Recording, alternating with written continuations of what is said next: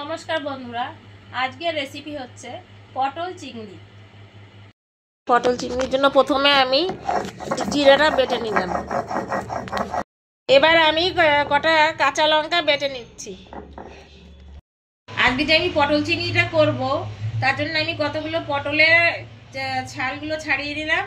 তারপরে হচ্ছে আপনার লঙ্কা বাটা, তারপরে হচ্ছে জিরা বাটা, তারপরে হচ্ছে নারকেলের আমি মিক্সিতে ওটা পেস্ট করে নিয়েছি।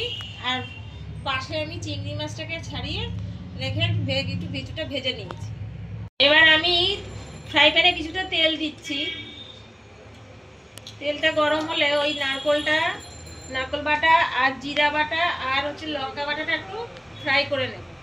তেলটা গরম হয়েছে, এবার আমি নারকেল দিলাম।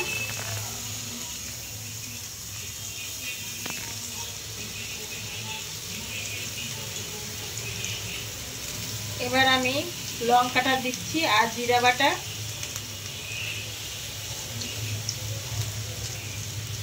একটু লবণ দেব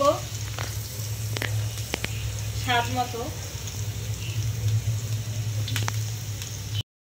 এবার আমি যে নারকেলের পেস্টটা করেছিলাম সেটা আমার যে পটলের যে মধ্যে যে বীজগুলো ছিল সেগুলো ছাড়িয়ে মধ্যে ঢোকাচ্ছি।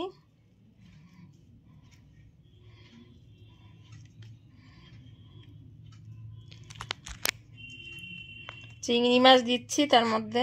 যেমন পটলগুলো যদি একটু বড় সাইজের হয় তাহলে 4-5টা চিংড়ি মাছ ঢুকে যায়, কিন্তু যেহেতু আমার পটলগুলো একটু ছোটো হয়ে গেছে চেষ্টা করছি যতটা। আর পাশে গুলে রেখেছিলাম ময়দা, সেই ময়দাটা দিয়ে মুখটা আমি আস্তে আস্তে করে আটকে দিচ্ছি।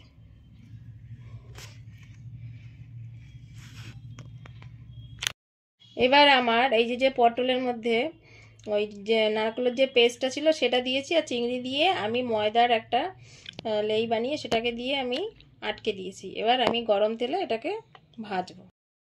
এবার তেলটা গরম হয়েছে, এবার আমি একটা পটল আস্তে আস্তে করে দিয়ে ভাজবো।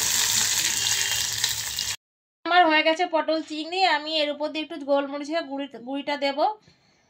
যে কোনো গোলমরিচের গুঁড়িটা হচ্ছে হজমের পক্ষে খুব ভালো। এবার তৈরি আমার পটল চিংড়ি।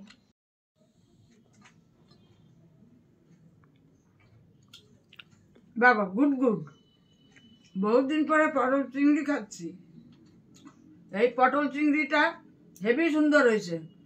আপনারা করে খান, দেখেন কিভাবে করেছে ওইভাবে করুন, করে খান, হেভি সুন্দর হয়েছে।